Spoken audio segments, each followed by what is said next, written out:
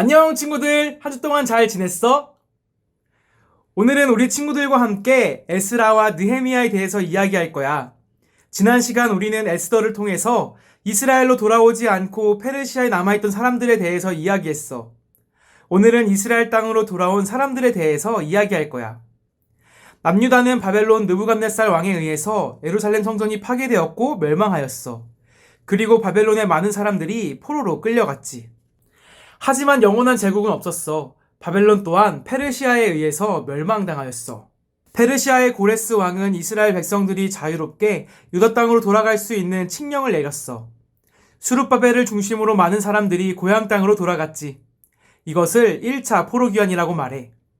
유다 땅으로 돌아온 사람들에게 가장 중요한 것은 성전을 다시 세우는 일이었어. 하지만 사마리아 사람들의 방해로 오랜 기간 동안 성전 건축 작업은 멈추게 되었어.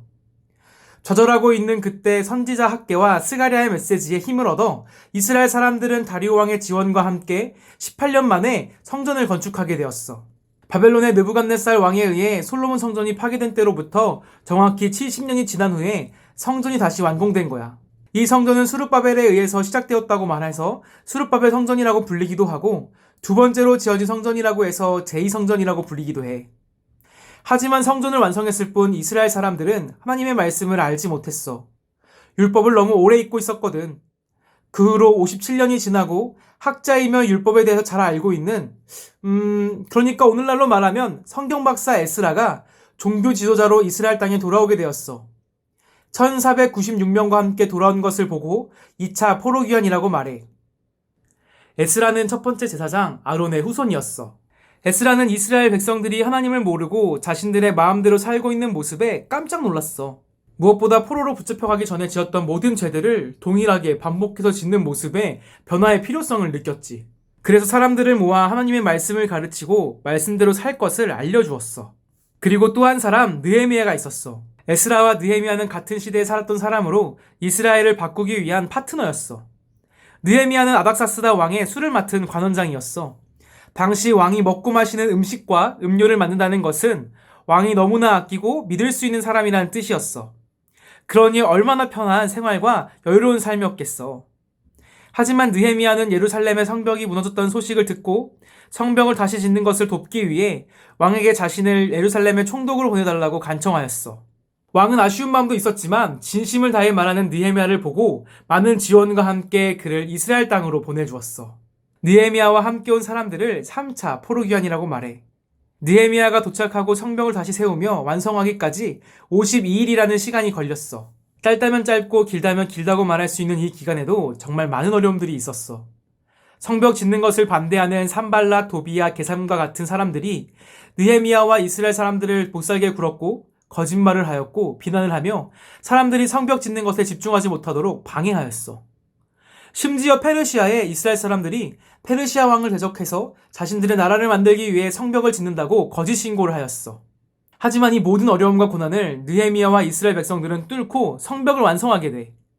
그리고 하나님의 말씀인 율법책을 읽고 가르치며 백성들과 약속을 하지. 하나님의 말씀을 잘 지키고 하나님의 말씀대로 살 것을 말이야. 느헤미야는 총독 생활 12년을 마치고 바벨론으로 다시 돌아갔다가 예루살렘으로 다시 왔어. 그런데 돌아와 보니 백성들이 다짐한 약속들이 제대로 지켜지지 않고 또 다시 죄를 짓는 모습을 보게 돼. 느헤미야는 다시 한번 이스라엘의 변화를 위해서 노력을 하였어.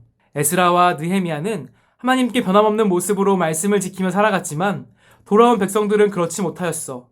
그래서 에스라와 느헤미야를 보며 하나님의 말씀이 온전히 이루어지는 그날이 언제쯤 올까 기다리게 되지. 에스라와 느헤미야의 모습을 보면서 우리의 모습을 돌아보게 돼. 에스라와 느헤미야는 편안할 수 있는 삶을 포기하고 하나님의 말씀을 위해, 하나님의 백성을 위해 모든 것을 내려놓고 이스라엘 땅으로 돌아왔어. 그리고 이스라엘 백성들이 하나님의 말씀대로 살지 않을 때에도 백성들에게 말씀대로 살 것을 알려주었고 무엇보다 자신들이 먼저 하나님의 말씀대로 살려고 노력하였어. 똑똑 전도사님은 우리 친구들이 에스라와 느헤미야 같이 먼저 많은 사람들에게 본이 되는 멋진 사람이 되었으면 좋겠어. 믿음도 좋고 실력도 있는 사람 말이야. 하지만 우리 친구들이 거기서 그치는 것이 아니라 가지고 있는 멋진 믿음과 실력으로 우리 친구들만을 위해 사용하는 것이 아니라 많은 사람들을 위해 사용하였으면 좋겠어. 자, 구약 성경을 읽다 보면 이스라엘의 반복된 모습이 나와. 죄를 지었다가 회개했다가 다시 죄를 짓는 모습 말이지. 성전을 다시 짓고 성벽을 세워도 이스라엘의 반복된 모습은 끊을 수가 없었어. 그래서 우리는 성경을 읽으며 하나님의 도우심을 구하게 되지.